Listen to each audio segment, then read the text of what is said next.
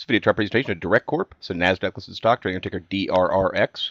Big move on Friday, up about 17%. Huge increase in volume, 6 million shares traded. The chart's made a nice move off a bottom in June, nearly doubling in value to highs at $1.33. But I think it's interesting to note that that's a very strong area of resistance, even with the move on Friday, hit $1.34 and then pulled back down.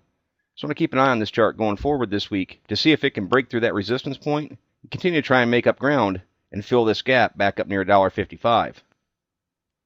Now there is an uptrend in the MACD, making higher lows, but more importantly what I'm paying attention to is charts that are going to stay bullish after they make a move. When they retrace, that always happens. You can't go up forever. I want to see that MACD hold around 0, rotate, drop another bullish cross, and then continue the uptrend. And that's kind of what's going on right now with this chart. So I'm going to be looking for immediate continuation to break through this level. What I don't want to see is a 12 bounce off the 26 EMA and start to make a downward channel. It'll really show that this upward trend is weakening in the chart. So as these histogram bars are climbing, I want to see the bullish cross happen, and for both components to be registering over top of 0. The ADX is falling off. It's down pretty low, only registering at 18.8. Sharp move in the positive DI. What I'd be looking for now is for this ADX to climb over the next few weeks and to show that this upward trend is going to start to gather some strength. You can see with it dropping off, it's not showing a lot of strength to that trend. So now I want to see a stronger direction, and that means the ADX starting to move upward. Nice look now to the MFIs, all over top of 50. That, of course, is where I want to see them holding. Trend over top of 50 shows people are consistently paying higher prices for the stock. It's a real nice look to the accumulation distribution. Channeling, making higher highs, making higher lows, signaling that there's good buying pressure in the stock. That's reinforced by the Chaikin money flow, holding in the green for the last couple months, telling me that buying pressure is outweighing selling pressure over 20-period increments. CCI dropped way off, went down below negative 100, but made a move. Bottom feeders would use that break of negative 100 as a buy point, even though technically speaking, the buy point doesn't come until a CCI breaks back above 100. Full stow shows all the momentum was sucked out of the play, but now rotating, starting to climb, showing a little bit of momentum and starting to build once again in the play. As I mentioned in a lot of videos, similar to through here, I want to see that full stow trending on the upper half of the indicator, show momentum is being sustained in the play. In the tricks, it's read pretty similar to the MACD. They're both gauges of trend.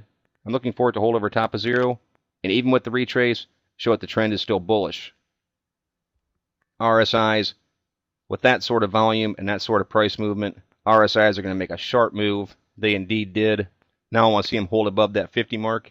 Again, kind of beat the same drum. You can see through there. RSIs were trending upward, showing momentum was building. Break through 50, solidify the momentum, say right through that area, and you can see the share price appreciation that followed.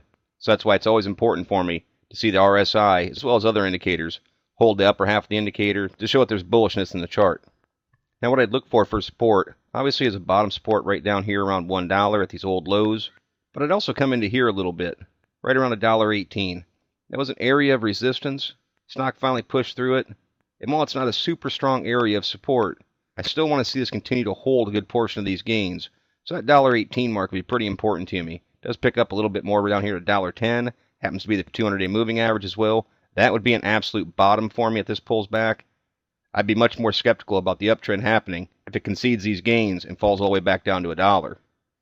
To the north side, as I mentioned, looking right there around $1.32, $1.33. It happened to be $1.34 on Friday. Tough area of resistance. I want to see volume stay strong and for this chart to close above that level because there's not a lot of resistance after that. A little bit right there around $1.50, but more so all the way up around $1.65. So the upside's pretty nice from Friday's closing price of $1.23. If it can break through this resistance point, I don't really see a great deal coming back in play till much higher levels. So with a strong move to end last week, I think it's a good one to start the week out with and see how DRRX acts, if it can push forward again and challenge that resistance point right around $1.34. Those are the type of things that I'll be looking for in the DRRX chart, but as always, merely my interpretation. Thank you for watching. Trade smart.